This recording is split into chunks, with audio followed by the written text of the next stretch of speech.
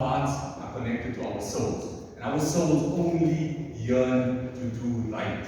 Our hearts are like vessels, and when these vessels are full, we cannot put anything else into it. So stop filling it with sins. Stop filling it with hatred. Stop filling it with intoxicants. Stop filling it with the need to want to do wrong. Empty it out and fill it with the love for your Allah. Because in the love for your Allah, we will be able to find the ability to do right.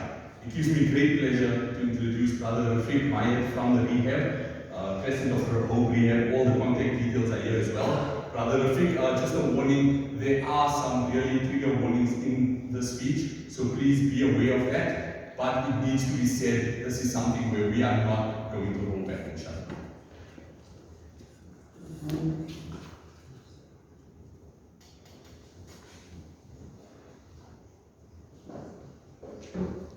السلام عليكم. بسم الله الرحمن الرحيم. اللهم صل على سيدنا محمد وعلى اله واصحابه سيدنا محمد وبارك وسلم. رب اشرح لي صدري ويسر لي امري واحلل من لساني يفقهوا قولي. بسم الله الرحمن الرحيم. يا ايها الذين امنوا انما الخمر والميسر والانساب والازلام رجل من عمل الشيطان فاجتنبوه لعلكم تفلحون. بسم الله الرحمن الرحيم. يا أيها الذين آمنوا قوا أنفسكم وأهليكم نارا. Alhamdulillah, all praise due to Allah Ta'ala, the sustainer of the heaven and the earth, wherever I may be. First of all, I would like to thank everybody that is instrumental in putting this program together, especially Sister and Dr. Aisha Umar and everybody who's helped with her team to put this program together. Allah Ta'ala reward and guide and accept the efforts, inshallah. The brothers have been telling me that we have to call a spade a spade. And inshallah, we'll try and see as much as I can put forward to see how he can help us with this program, inshallah. Allah Ta'ala has given us three beautiful gifts. Allah has given us three beautiful gifts. One is Iman. Two, Allah Ta'ala has given us Muslim. And three, Allah Ta'ala has given us human beings. What we do understand that the human part is temporary, the being part is eternal. So when a person dies, the human part will disintegrate in the grave, the being part goes to Allah. So when a person consumes anything that is haram, the being part will not accept, so he will not allow the human part to perform halal actions.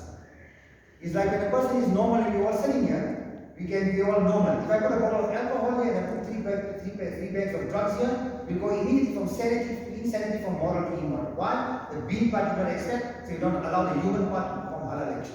That is why then the lying, the cunning, the manipulation, the irresponsibility, the anger, the aggression, the violence, the abuse, all these things kicks in. So when you understand, Allah has given us what a beautiful faculty.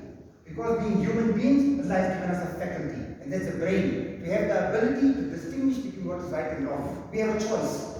Like they say, the most definite inevitability in life is death, we're all going to die. But what's also inevitable in life is challenges, but being defeated is optional. We have a choice. So we have this faculty to choose between what is right and wrong. Allah has given us this faculty. And I'm sure we all understand that we have a scourge, okay? An uncontrollable scourge. A lot of people say that it's a disease. Drug addiction is not a disease. A disease is something that is inflicted to a human being by Allah. Sugar, cancer, lung problem, kidney problem, stomach problem. Those diseases, doctors can give you comfort, they can't give you cure. Cure is in the hand of Allah. Addiction is a choice a person makes. So we need to understand that it's a scourge that's currently affecting every facet of our life. Look at our schools, our madaris, our colleges, our varsities, our Islamic institutes. Every aspect of our lives and every facet, every faculty is infected or infested with substance abuse. It's the same scourge that sees no color, no race, no religion, no gender.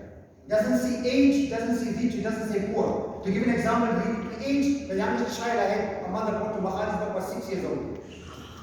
On crack addiction. The youngest child I kept in Mahalisburg was 7 years old on crystal meth.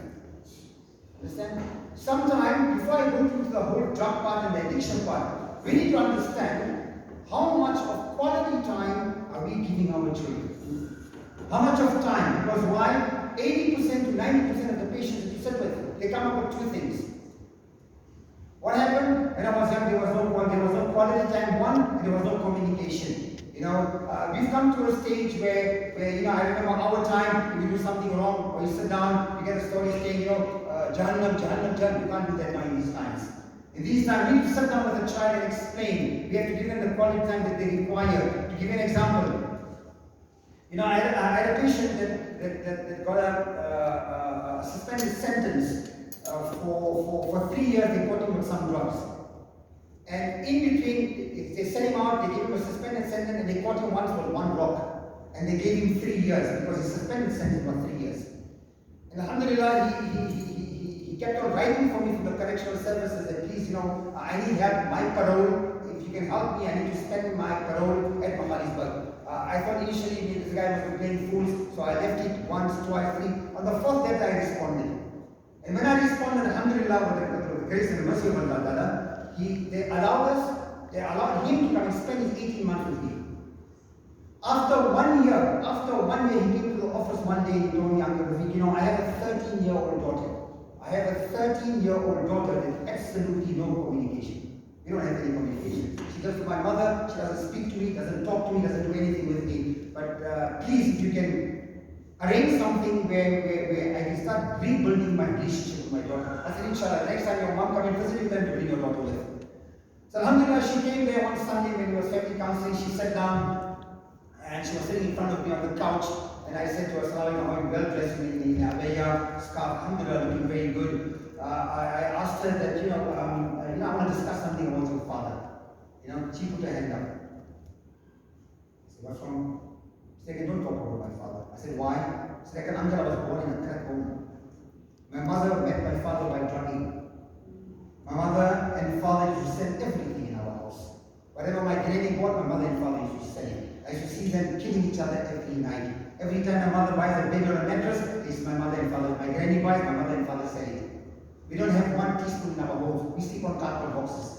Middle of the night when I was 7 years old, I used to go on the streets and go fetch my mother. Why? Because she used to go to the neighbors and borrow money.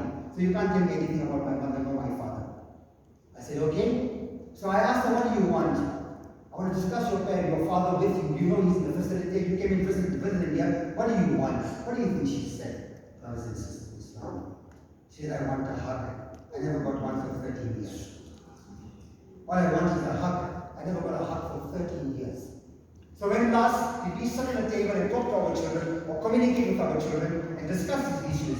What we really need to understand, that children sometimes cannot find comfort in their homes to communicate or talk to their parents. So what they do is they go find it outside. And they might be in the wrong company. Understand? A lot of times our children are either abused, or they're either molested, or they're either being bullied in school. All these things we don't know about. I had a beautiful girl that came to me. She was 12 years old when she came. She was 14 years old when she came to me. Okay, she was abused or raped by her mother's boyfriend. Understand? And her words were to me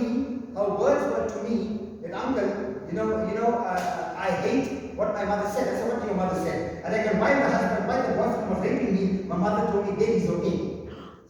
She told me, baby's okay. I said, okay. And said, tell me more. So when I sat with her, she came with her father. She took her father to take her top off. She took her top off, and I see she had cuts from her neck right to her ankles, blade cuts. So when we came to understand what she's up to, we realized she's creating physical pain to suppress emotional pain. Nobody understood her. When she told her father said, my sister will go. And her father knew who it was. Understand? So children, they need the ability to sit and talk to us openly, without any reservation or hesitation.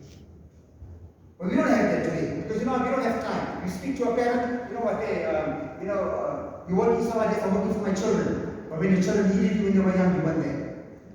You're working your whole life for your children. You make enough money for your children, but when the children needed you, you were not there.